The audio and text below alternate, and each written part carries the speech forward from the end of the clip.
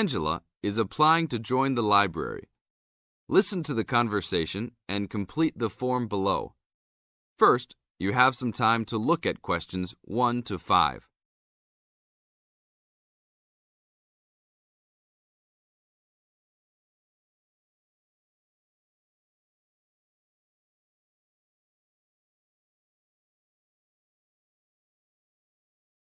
Now we shall begin. You should answer the questions as you listen, because you will never hear the recording a second time. Hello, how can I join the library?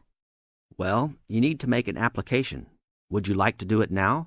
Yes, if I can. One moment and I'll get the form. Now, I just need to ask you a few questions before you sign at the bottom. Okay. Your full name, please. Angela Mary Price. Price? Yes, that's right. Okay. And your address? Apartment 3, 86 Bridge Street, Pimlico. Bridge Street. That's just near here, isn't it? Yes, not very far. Good. So the postcode must be 2065, right? Yes, that's right. Now, your telephone number. I need both home and work if you have them. My home number is 8763-5142, and work is 8456-1307. Do you need anything else, like ID or something? Yes, your driver's license will do, if you have one. Right. It's easy to remember. I know it by heart. 4040AC. I'm afraid I'll also need to see it. Okay, here it is. Thanks. And your date of birth, please? 24 March 1981. Okay, thanks. That's the most important part completed. But if you don't mind, I'd also like to ask you a few questions for a survey we're conducting. Yes, that's okay. Now you have some time to read questions 6 to 10.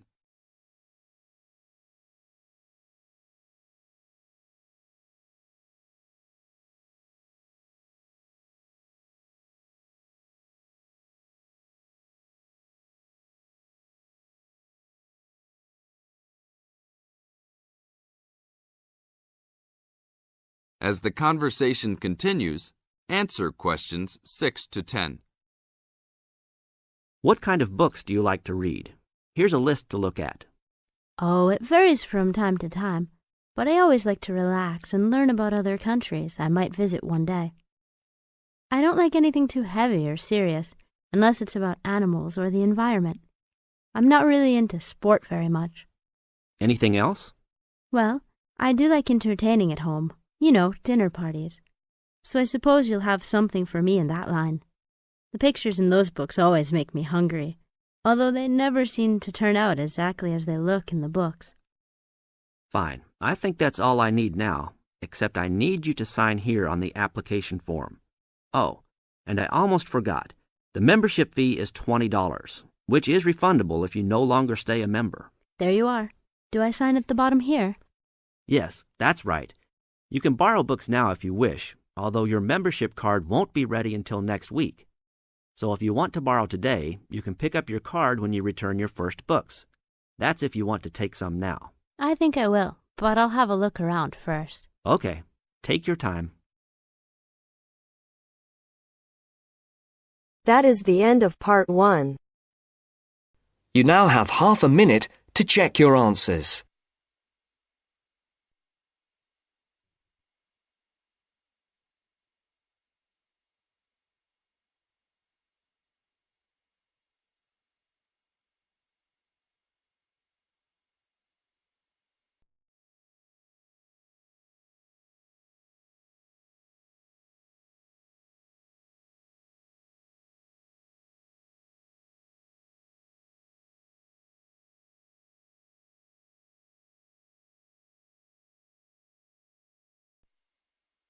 Now turns to part 2. Part 2. You'll hear someone talking to a group of university students. First, you have some time to look at questions 11 to 17.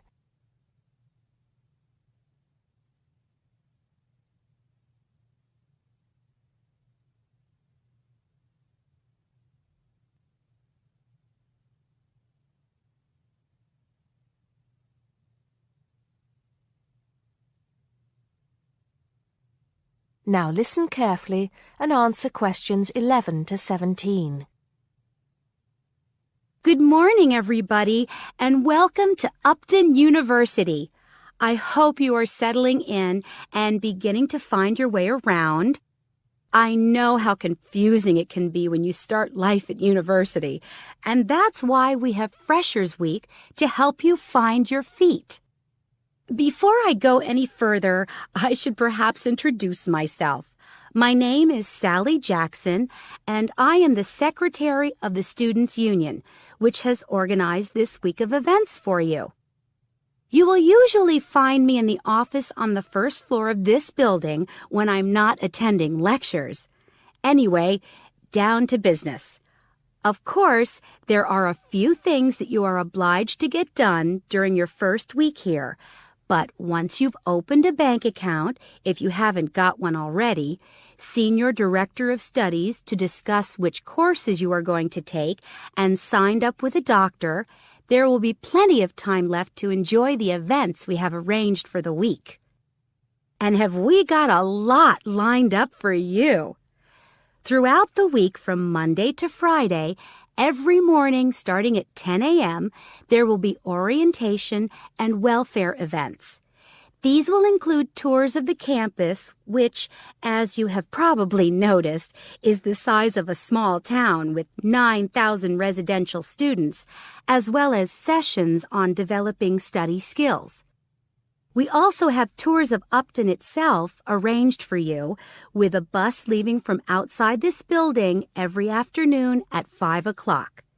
There are a number of interesting things to do and see in and around Upton, so you can expect visits to the castle and museum as well as the popular Ghost Walk. You'll need to sign up for this one, as numbers are limited. Just put your name on the list on the notice board in the entrance lobby. An important event is scheduled for Monday, that's the day after tomorrow, when we will be holding the academic fair. This is an opportunity for you to speak to students and academic staff about the courses that are on offer. The academic fair starts at 1 o'clock, by the way. There are a couple of other fairs that I think will interest you. First of all, we have the Societies Fair on Tuesday the 16th, which I think is an absolute must. You might not believe it, but the university has over 150 societies and sports clubs you can sign up for, so you are sure to find something of interest to you. That also starts at 1 o'clock, and it will be here in the Union Building. Also in this building is the Trade Fair on Wednesday from 2 until 5 in the afternoon. This one might sound a bit strange because you will find a load of banks and other businesses here trying to get your custom. You will find plenty of bargains and, best of all, a lot of the businesses give away stuff for free. Before you hear the rest of the talk, you have some time to look at questions 18 to 20.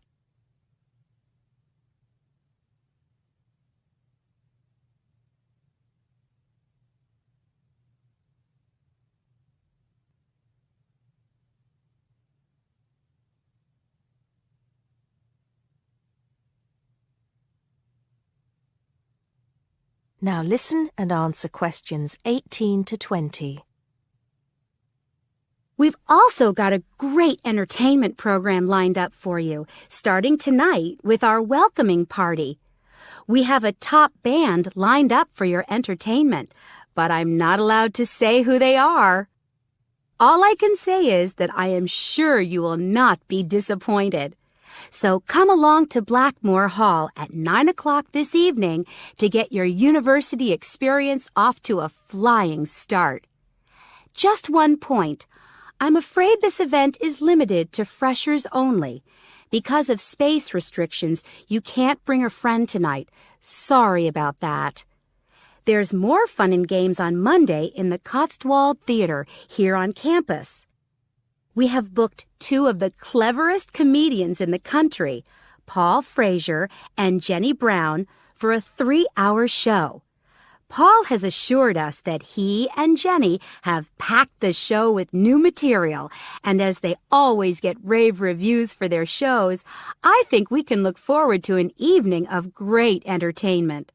That's in the Cotswold Theater on Monday evening at 7:30. Moving along a bit, on Thursday there is an important date for your diaries. This is the official Freshers opening ceremony, when the Dean welcomes you to Upton University. So remember, Thursday the 18th from 2:30 to 3:30 in Blackmore Hall. You certainly should go to this one, and by the way, light refreshments will be available.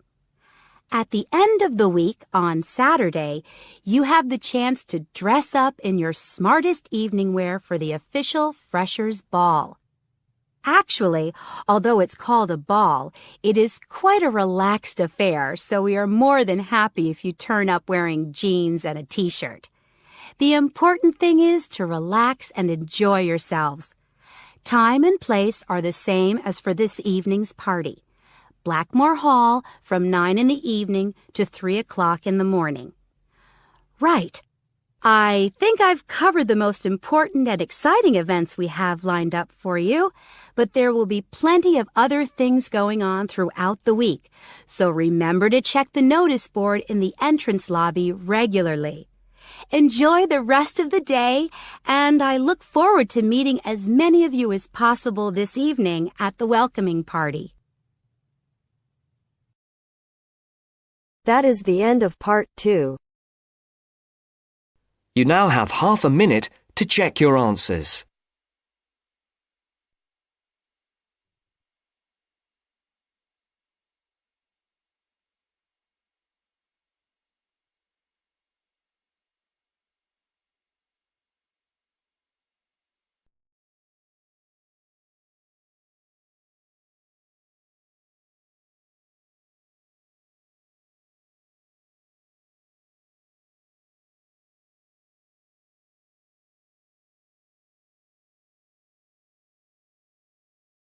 Now turns to part 3.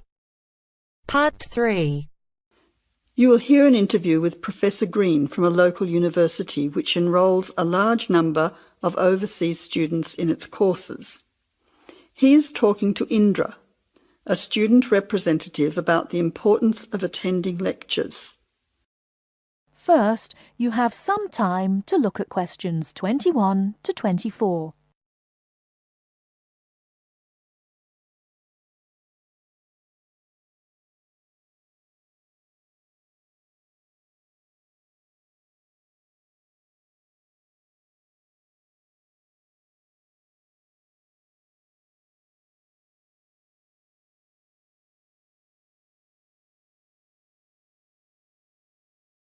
Now, listen carefully and answer questions 21 to 24.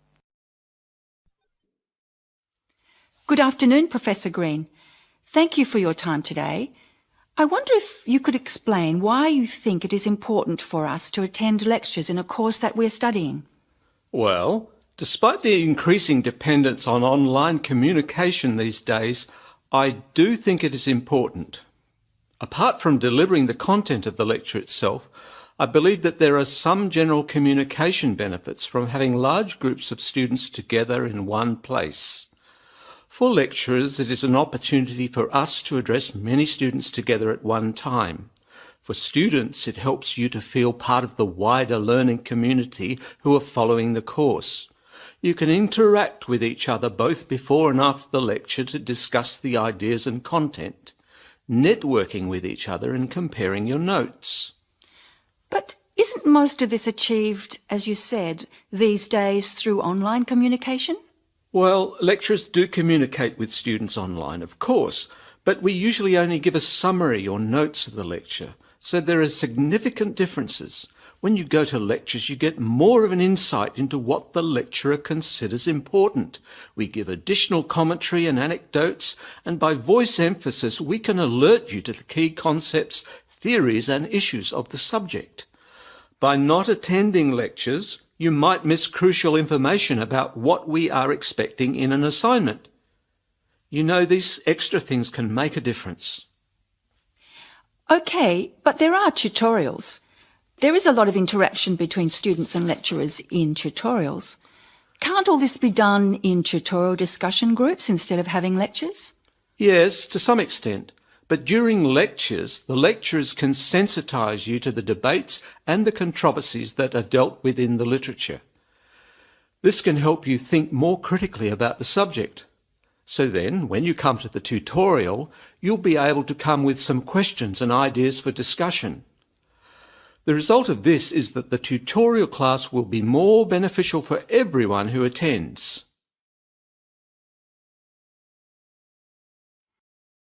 Before you hear the rest of the talk, you have some time to look at questions 25 to 30.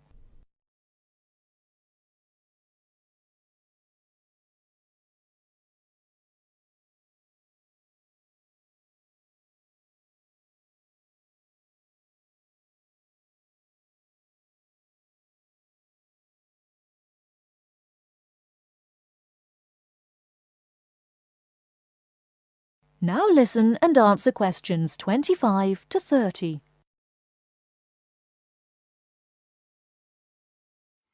I see your point. However, surely this also depends on whether students are able to understand and follow the lecture well. What strategies do you recommend to help students get the most out of lectures? I would say that first of all, it is important to do some pre-reading. By doing this, you get an orientation to the topic.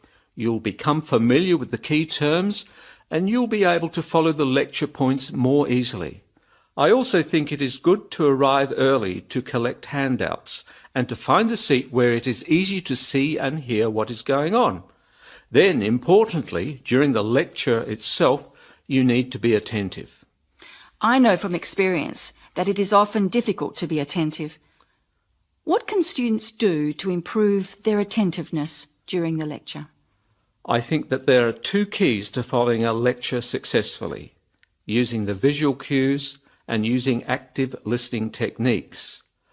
By maintaining eye contact with the lecturer and following how the lecturer makes use of the slides, whiteboard and so on, you are using the lecturer's visual cues, which help make the structure of the information clear and give you a sense of what's important. Then, using active listening techniques will also help you to process the information. What do you mean by active listening techniques? Well, you need to pay attention to the methods the lecturer uses to highlight important information. As I said before, in the spoken language of a lecture, we get the benefit of things such as stress and intonation, use of examples and anecdotes, as well as the language signals used to show relationships between ideas. Yes, I see what you mean. These things will be missing in written summaries. And what about taking notes? Does that help? Taking notes helps you to concentrate, so I would certainly advise you to do that. It's difficult to listen and write good notes at the same time, so it does take some training. Yes, taking notes needs a lot of practice, I've found. Do you have any other advice? Well, I can't finish without stressing the importance of formulating questions while you are listening. During the lecture, you should ask yourself questions about the content of the lecture and the points you are following. Ask questions like, what are the benefits or problems? What other examples are there? How does it work? Why does this happen? This will keep you focused and actively engaged in the content of the lecture. Professor Green, thank you very much for your valuable tips and your time today. You are very welcome. That is the end of part 3. You now have half a minute to check your answers.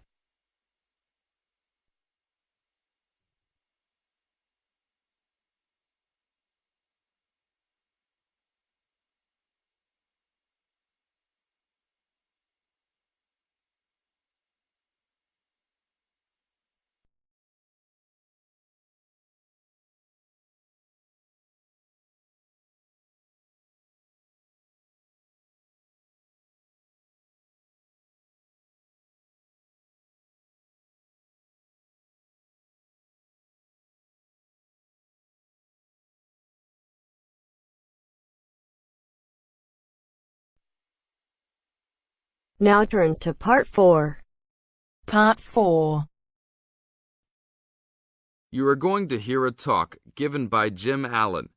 He is going to share some of his findings of his research. Now you have some time to look at questions 31 to 40.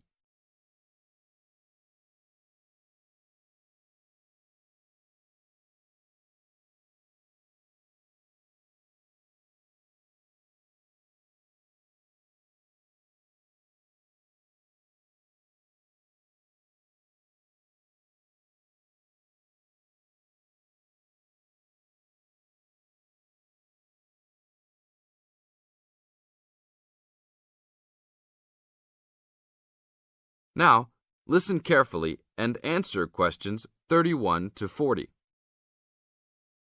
Good morning. Today we'll be hailing from Jim Allen, who will be sharing some of the findings of his research project from last term. Jim. Thanks. Well, to start with, a little bit of background about the project.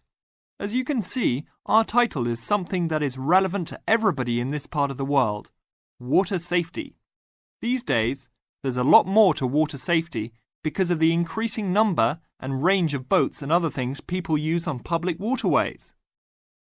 I'd become interested through reports on radio about the number of incidents involving small powerboats and individual watercraft such as jet skis.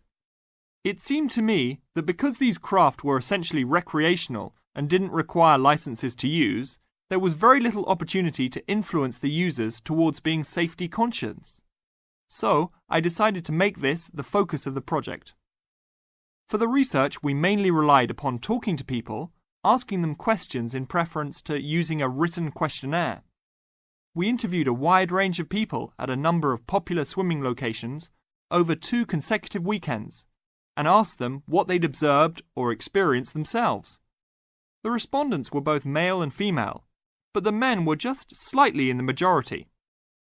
We were pleased with their willingness to talk about the subject, and all told, interviewed 145 people over the 2 weekends. So, what were the findings? As you can see, 86% of people reported having had some type of problem. A surprisingly large percentage, 27%, commented that they had found it necessary to shout at an offending powerboat, but the main type of problem was the deafening sound that some of the boats made. On occasions, this led to swimmers deciding to move to another location. So what strategies did people adopt to ensure their own comfort and safety? Let's have a look at the figures. First, it was noticeable that there were often distinctly different answers between men and women. It was mainly the women, for example, who said they should try to choose places where boats couldn't go, whereas it was usually the men who said you shouldn't have to move if you were there first, so you should shout at them if necessary. Both men and, it was women who said you should call the authorities if the situation gets too dangerous or the powerboat drivers are acting irresponsibly.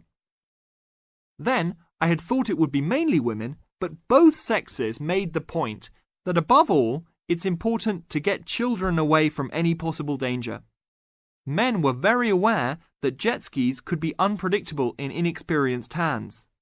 They also made the point that it's much safer to have your car nearby and clearly visible to any watercraft if you're swimming in a relatively remote spot.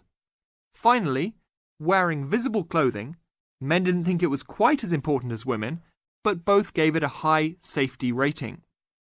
When we asked them what they thought the government should do to help solve the problem,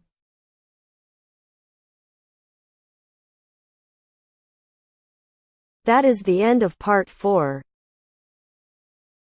You now have half a minute to check your answers.